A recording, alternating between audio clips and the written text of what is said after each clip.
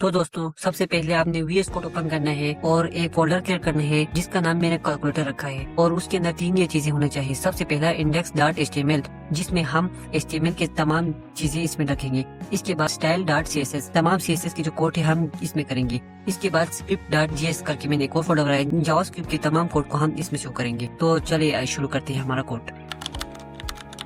سب سے پہلا ہم نے HTML کا بیسک اسٹرکچر لکھا اور ٹائٹل میں نام کو چینج کر کے ہم نے کیلکولیٹر رکھا، اور باڈی کے اندر کیلکولیٹر نام کے ایک ڈیو بنایا۔ اب ڈیو بنانے کے بعد ہم نے اس کے بعد ایک ان پٹ ٹائپ لکھا اور ٹائپ ٹیکسٹ رکھا اور پلیس ہولڈر میں 0 رکھا۔ اس کے بعد ہم نے ایک اور ڈیو بنایا، اس ڈیو کے اندر ہم نے بٹن لکھا اور اس بٹن کے اندر میں نے AC یعنی کہ آل کلیئر، پھر میں نے اسی کو 4 بار کاپی پیسٹ کیا۔ اس کے بعد میں نے DL یعنی کہ بالکل ڈیلیٹ، اس کے بعد پرسنٹیج، اس کے بعد ڈیوائڈڈ والا سائن۔ اب میں نے ان سب کو ایک کاپی کیا تاکہ آسانی ہو، اس کو 4 بار میں نے پیسٹ کیا۔ آپ بھی اسی طرح کر کے کر سکتے ہیں میری طرح دیکھ کے۔ اس کے بعد میں نے ان کی جگہ اپنے نمبروں کو سیٹ کرتے ہوئے گئے۔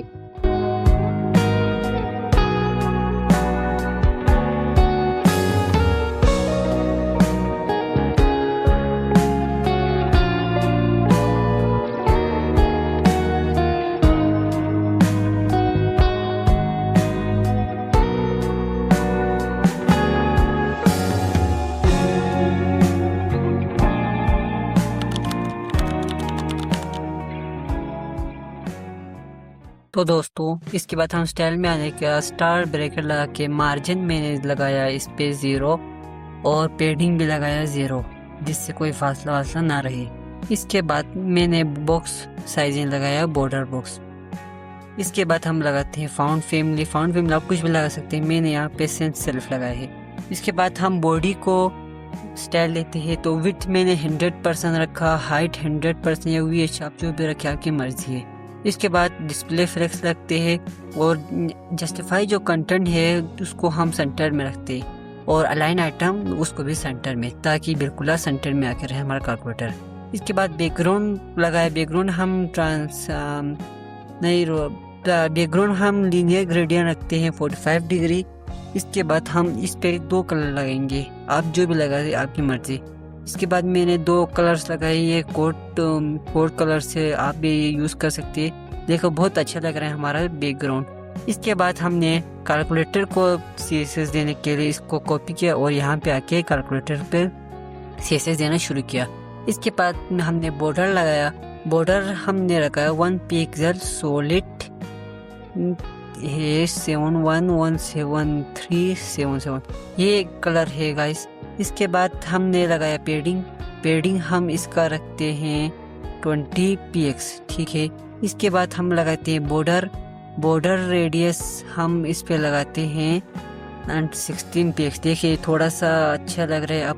اس کے بعد ہم بیک گراؤنڈ کلر نہیں، بیک گراؤنڈ لگاتے، بیک گراؤنڈ ہم ٹرانسپیرنٹ ہی رکھتے ہیں۔ ہاں گائس، ٹرانسپیرنٹ رکھنے سے اچھا اور دکھتا ہے۔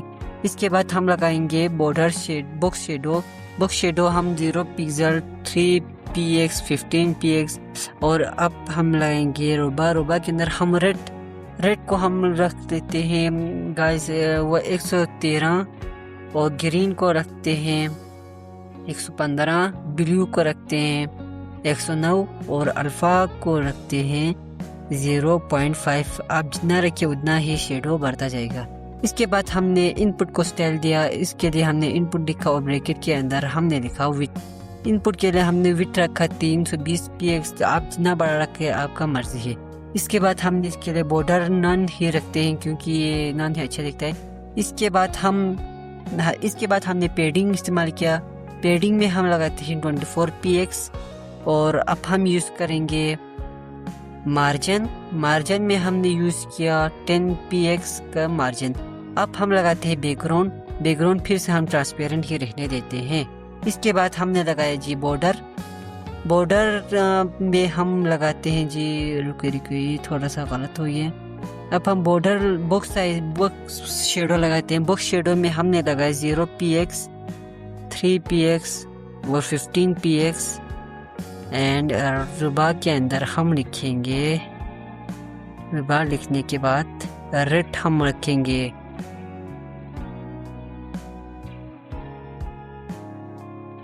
रेड हम लिखेंगे 64, ग्रीन हम लिख देंगे 64 और ब्लू हम रखते हैं 64 और अब हम अल्फ़ा को रखते हैं जी 0.1। ठीक है गाइस, अब हम लगाते हैं, अब इसके लिए हम एक फाउंट फैमिली लगाएंगे या फाउंट साइज लगाएंगे।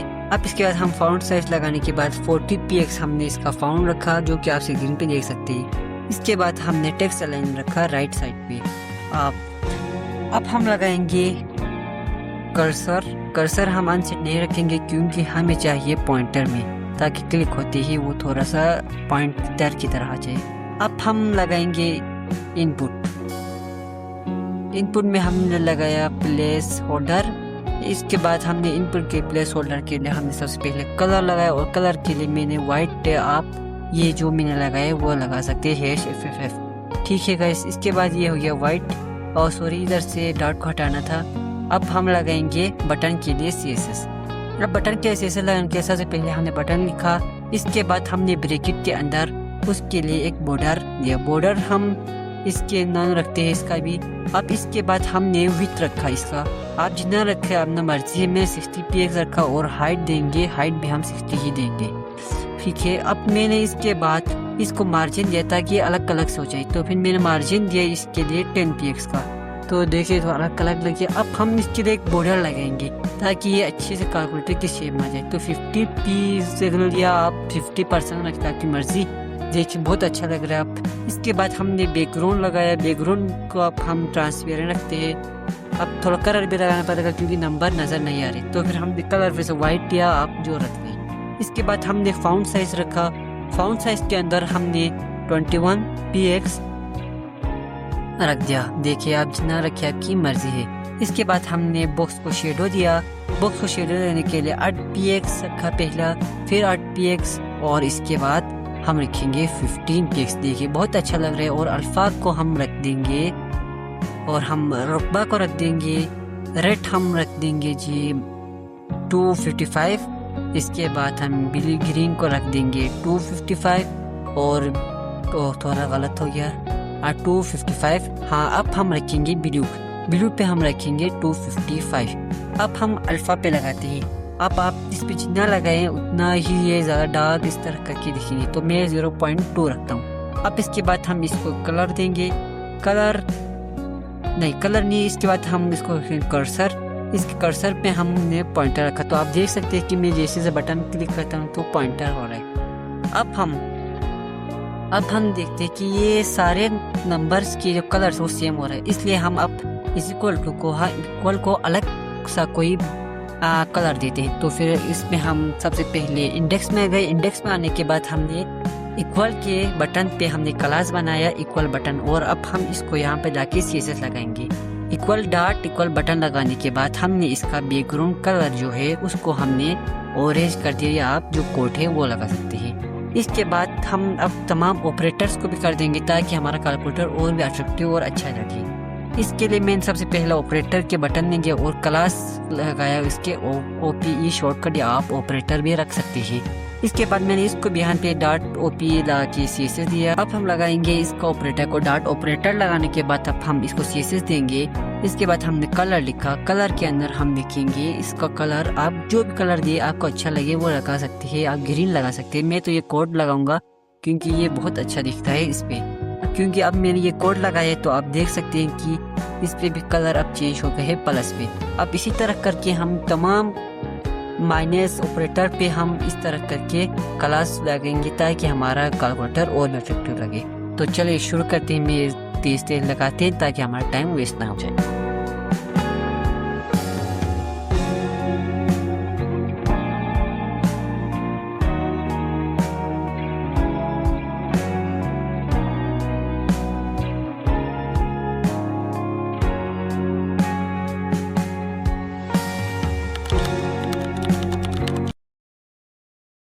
दोस्तों अब हमें जावास्क्रिप्ट में काम करने के लिए सबसे पहले हमें HTML में उसको लिंक करना पड़ेगा जावास्क्रिप्ट से। तो फिर हम HTML में आए और वहाँ पे स्क्रिप्ट SCR लिखने के बाद हमारे जावास्क्रिप्ट का नाम script.js के नाम से हमने लिंक कर लिया। اب اس کے بعد ہم HTML کے اندر ان پٹ کے جگہ پہ آ کے ID لکھا اور اس ID کے اندر میں نے اس کو نام دیا ان پٹ باکس کے نام سے، اور اب میں نے اس کو کاپی کیا اور چلا گیا جاوا اسکرپٹ کے پیج پہ۔ اب اس کے بعد ہم جاوا اسکرپٹ کے پیج پہ آنے کے بعد لیٹ ان پٹ کرنے کے بعد equal to document dot get element by ID، کیونکہ ہم نے وہاں پہ ID کے نام سے کیا تھا، اور بریکٹ لگانے کے بعد ان پٹ باکس کو ہم نے لگا دیا۔ اب اس کے بعد ہم نے یہ اس لیے لگایا کیونکہ HTML تھے ان پٹ باکس کو اس کی ID ان پٹ باکس کے ذریعے سلیکٹ کر کے ویریبل میں سیو کریں گے، اسی لیے ہم نے یہ لگایا ہے۔ اب اس کے بعد دوستوں ہم نے لیٹ بٹن کر کے ٹیگ کیا، کیونکہ اب ہم نے تمام بٹنز کو بھی جاوا اسکرپٹ دینا ہے۔ اب ہم نے لیٹ بٹن کرنے کے بعد اکول ٹو لگایا اور ڈاکومنٹ پھر سے لگایا اور ڈاٹ۔ اب ہم get element by ID use نہیں کریں گے، اب ہم یوز کریں گے کیوری سلیکٹ آل، کیونکہ ہم نے تمام بٹنز کو ہم نے دینا ہے جاوا اسکرپٹ۔ اب اور ہم نے بریکٹ کے اندر بٹن لکھا اور سیمی کولن۔ اس کے بعد دوستو ہم نے late string equal to double کوٹ خالی اسپیس رکھا اور سیمی کولن لگایا۔ ہم نے یہ اس لیے لگایا ہے دوستوں کیونکہ اسکرین پر ٹائپ نمبر اور سمبلز کو سٹور رکھنے کے لیے ایک اسٹرنگ بنایا ہے، اس لیے ہم نے اس کو یوز کیا ہے۔ اس کے بعد دوستوں ہم نے لیٹ ارے، میں نے ارے کا شارٹ فارم لکھا ہے، ارے از اکول ٹو، میں نے پھر سے ارے لکھا اور اس کے بعد ڈاٹ فارم بریکٹ، پھر کولن لگانے کے بعد میں نے اس کے اندر بٹن لکھا، تو تھوڑا ہینگ ہو گیا، ابھی آئے گا، ہاں جی بٹن لکھا اور سیمی کولن لگایا۔ اب میں آپ کو سمجھاتا ہوں کہ میں نے یہ کیوں کیا۔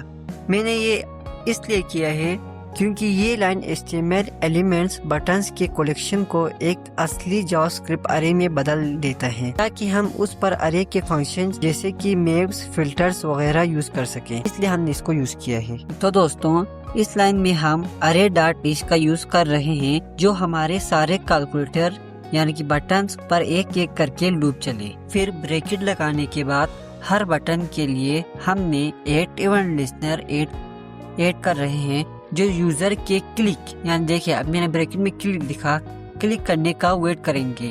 جب بھی کوئی بٹن ای کے اندر، میں بریکٹ کے اندر ای لکھا ہے، جب بھی کوئی بٹن ای یعنی کہ ایونٹ آبجیکٹ کو ایکٹیو ہوگا اور اس بٹن کا ٹاسک پرفارم کرے گا۔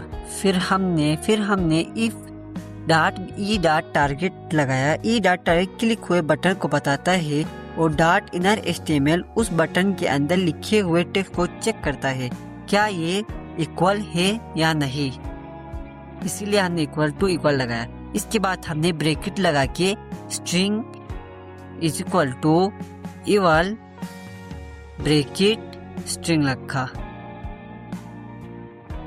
تو دوستو اس کے بعد ہم نے ان پٹ dot value equal to string کیا، تاکہ جو ہمارا آنسر ہے وہ ہمارے ڈسپلے میں شو ہو جائے کیلکولیٹر کے۔ اس کے بعد ہم نے لکھا ایلس ایف تب چلے گا جب ایف نہ چلے۔ تو اس کے بعد ہم نے ای ڈاٹ ٹارگیٹ لکھا، ای dot target dot inner HTML equal to ایسی۔ اگر کوئی بندہ آل کلیئر پہ کلک کرے تو ہمارے اسٹرنگ کیا ہوگا، اکول ٹو بالکل خالی دکھے گا، ٹھیک ہے۔ اب اس کے بعد ہم انٹر دبانے کے بعد ان پٹ dot value equal to string لکھا، تاکہ جو ہمارا ڈسپلے ہے وہ بالکل 0 خالی شو ہو جائے۔ اب نہیں یہ کنڈیشن بھی نہیں چلے تو ہمارے پاس یہ ایک ہے ایلس ایف، ایک پھر سے دوبارہ ہم نے لگایا اور اس کے اندر ای ڈاٹ ٹارگیٹ، اگر یوزر دوبارہ سے ٹارگیٹ کرے ڈاٹ انر HTML، اگر وہ کلک کرے اکول ٹو ڈیلیٹ پہ، ڈیلیٹ اگر اس نے ڈیلیٹ دبایا تو اس کے بعد ہمارا کنڈیشن یہ ہو کہ ہم نے بریکٹ لگایا اور string is equal to string dot subtract. اس کے بعد کیا ہوگا کہ بالکل نمبر ختم نہیں ہوگا، اس کے بعد کیا ہوگا سبٹریکٹ، دیکھو پھر بریکٹ 0 اسٹرنگ ڈاٹ لینتھ، اس کا کیا ہوگا -1، یعنی کہ ایک ڈیجٹ ادھر سے کم ہوگا۔ ادھر کے بعد ہم نے سیمی کولن لگانے کے بعد انٹر رکھا اور ان پٹ ڈاٹ ویلیو دوبارہ سے اکول ٹو اسٹرنگ دیں گے، تاکہ جو ہمارا آنسر ہے وہ کیلکولیٹر کے ڈسپلے میں شو ہو جائے، ٹھیک ہے۔ اس کے بعد ہم نے ایلس چلایا. ایلس ہم تب چلاتے ہیں اگر یوزر نے ایکول آل کلیئر یا ڈیلیٹ کے علاوہ کوئی اور نمبر یا سمبل دبایا ہے تو ایلس پارٹ چلے گا. اس میں string plus is equal to دبائے ہوئے بٹن کے ٹیکسٹ کو پہلے سے موجود ٹیکسٹ کے اگلے جوڑ دیتا ہے، اور اس کے بعد ان پٹ ڈاٹ ویلیو یوز اسکرین یعنی از اکول ٹو اسٹرنگ لانے کے بعد یوز اسٹرنگ پر ڈسپلے کرتا ہے. بس یہی تھا دوستو یہ کوڈ. تو اب ہم ایک بار اس کوڈ کو چیک کرتے ہیں کہ کہیں پہ غلط تو نہیں ہو گیا ہے. تو دوستو فرسٹ لائن تو سب ٹھیک ہے، لیکن سیکنڈ لائن میں ہم نے لیٹ بٹنس لگانا پڑے گا، تاکہ بٹنس لگے تو ہم سب بٹنس پہ لگا رہے ہیں نا، اس لیے ورنہ ایرر غلط آئے گا. اس کے بعد چوتھے لائن پہ جو یہاں پہ کولن ہے اس پہ اسپیس بھی نہیں ہونا چاہیے. اور پانچویں لائن میں ہم دیکھتے ہیں کہ یہ کولن نہ یہ ہٹا کے رکھنا چاہیے، کیونکہ بریکٹ کے اندر ورنہ ہمارا جو نمبر آپ انٹر کریں گے وہ شو نہیں ہوگا. اس کے بعد ہم چھٹے ساتویں باقی ٹھیک ہے ادھر سے. اب ہم چلتے ہیں کہ ہمارے کہیں پہ اور غلطی تو نہیں ہے. اس کے بعد ہم دیکھتے ہیں 15 16 بھی ٹھیک ہے گائس. 15 ہاں گائس. اس کے بعد 16 پہ تھوڑا سا غلطی یہ ہے کہ ای ڈاٹ اور ٹارگٹ کو بھی کبھی آپ نے الگ نہیں رکھنا.